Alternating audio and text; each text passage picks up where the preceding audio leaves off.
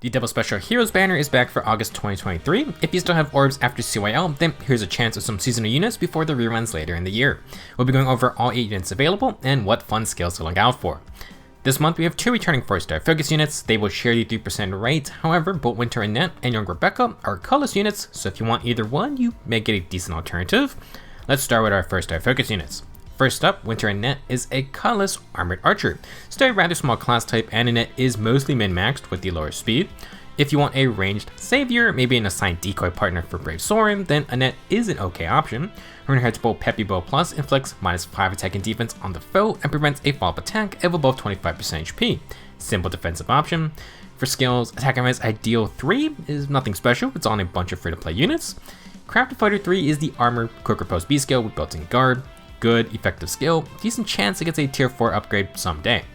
Crafted Fighter is on the Pirate Surtur Ephemera this month if you just need 1 copy of that skill. Now I have seen some fun Winter Annette builds around. She can run the Arcane Nashorn Bow well with all her armor B skills, and she's a fun user of that Wyvern Ninja Brave Bow as well. Joining Annette is Young Rebecca. She's a colorless infantry archer with solid offensive stats and a more res focus for taking hits. Rebecca has her own Gutsy War Bow, which ain't bad. It has accelerated specials, beast effectiveness, and built-in times pulse. It then grants +5 stats, damage reduction, and if special is ready or has triggered, she gets +7 true damage on hit. For the DR portion, Rebecca can get a nice 60% versus beast or ranged cows and flyers. For everyone else, it's 30%. Rebecca can pre-charge her Moonbow to get that +7 true damage on every hit, and this stacks with attack and speed finish 3's own effect, which is similar. This means 12 true damage per hit, and with no follow-up, that ensures Rebecca can double slow slower foes. She will be a great candidate for the tier 4 no follow-up if you want DR piercing, although she can also charge Deadeye easily as well. For fodder, while no follow-up 3 is valuable, especially with its tier 4 variants out, you can get it from Lumera.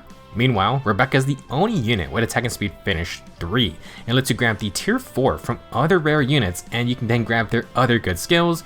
For example, Ascended Fur, you can pass on attack and speed finish 4, and you have room for physical no follow and attack and speed oath 4. I'll also say finish 3 skills by themselves are not bad. Overall, Colors has some fun units, maybe not the best amount of fodder on hand, but it's not bad with both of those units being the 4-star focus.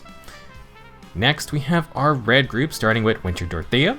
She's a red mage cavalier dancer with good attack and speed. Her tome grants another 3 speed and +6 attack and speed in combat if you need some extra damage. When Dorothea dances an ally though, she's going to give them full +6 field buffs and a status for a free follow-up attack when you're initiating, not bad. Dorothea then has speed and far trace for Kanto, and she has infantry speed tactic. A lot of speed infantry want no follow-up, and this is one way to outsource it to an ally. If you have a ranged cav or flyer, you can get far trace and infantry speed tactic at the same time. Next up is Kaden Nino, who's a red infantry mage with high speed. Her tome has accelerated specials and grants the status that prevents slowing by terrain, while also giving +1 movement on top. Worth noting, the cannot be slowed by terrain status does counter the new Divine Vein Flame tiles. For combat, Nino gets +5 to all stats, extra attack and speed based on active statuses, and if she triggers her damage special, then Nino gets 50% DR for the foe's next attack. This Nino is similar to Brave Violet. Use Speed Preempt to proc Vantage, times pulse makes the Vantage hit a charge glimmer. Nino will then get 50% DR. Maybe not a bad candidate for the new Flare special either from Brave Sorin, although that's not going to work with the pre-charged Vantage cheese. You could grab Magical No Follow-Up from him for DR piercing for a different type of playstyle. Now in terms of fodder, this Nino is stacked. If you use Young Rebecca like we said, you can get attack and speed finish 4 and speed preempt 3 in one go. Times pulse 4, valuable as always as well. You really can't go wrong if you get some extra copies here. Moving on, we have Valentine's Takumi. He's a blue armored mage with very high speed. His Dawn Sweet bonks is a bit complex, but basically it has accelerated specials, +5 stats, can inflict up to -10 attack and speed if Takumi has nearby allies with higher attack than him. He then does a speed check with the foe. This can give Takumi 30% DR, 7 HP healing on hit, and if the foe is red and uses a damage special, Takumi can inflict Scowl on them. To pair with his weapon, you have a slew of defensive skills, Swift Stance 3 for guard, Savvy Fighter for no follow-up and more DR, then attack and speed far save. If you want this specific stat variant far save, Brave Corrin has the same skill. Overall, quite an interesting unit, but a whole lot of stat comparing going on. Joining Takumi is dual young Mark and Lin, a Bloometry mage with very high res and a bunch of tactical support.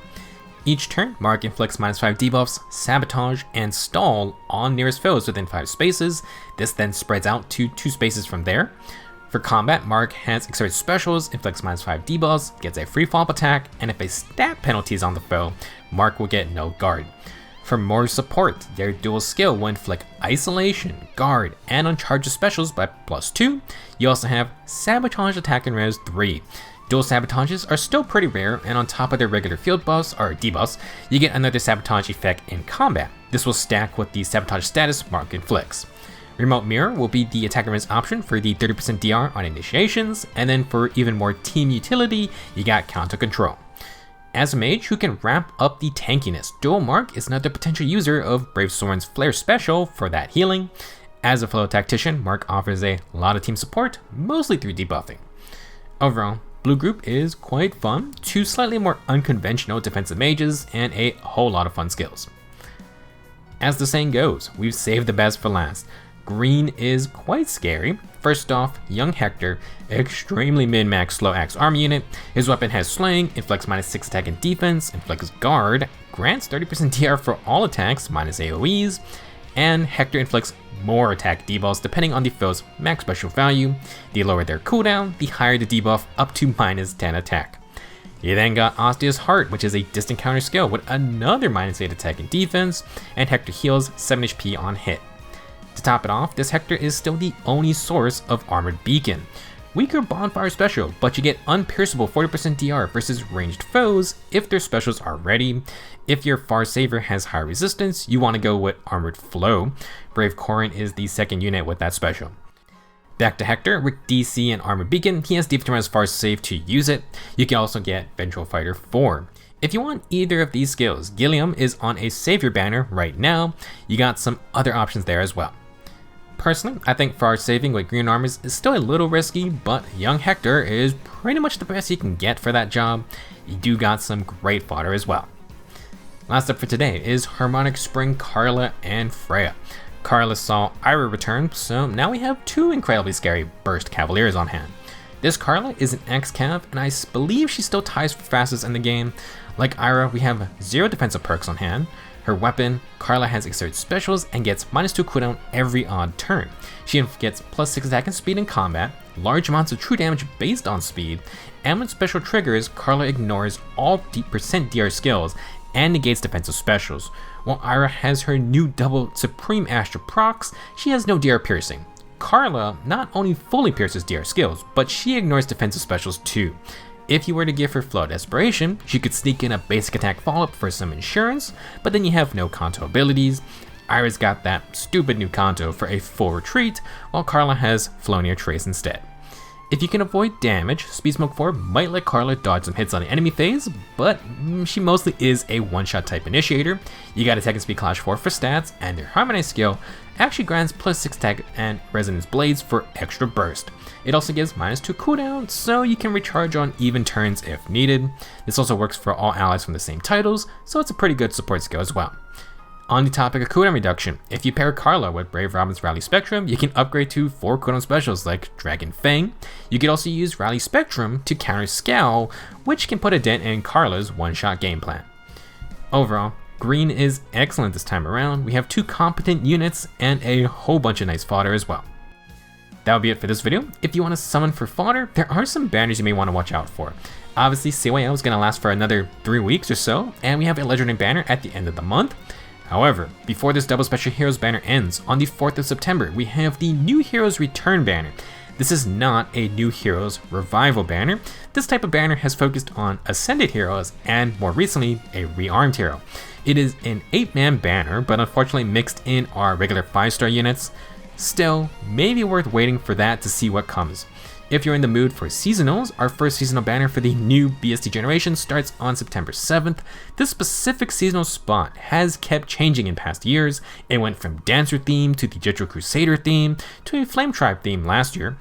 Basically, we don't know what's coming, which is pretty exciting since most seasonal spots are just repeats over and over. Now, since the accompanying Tempest Trials banner starts on the 5th, we should see the banner trailer before the Double Special Heroes banner ends. If you're patient, you're going to be able to see what's coming before spending those orbs. Thank you for watching, good luck with your summoning, I will see you guys in the next video.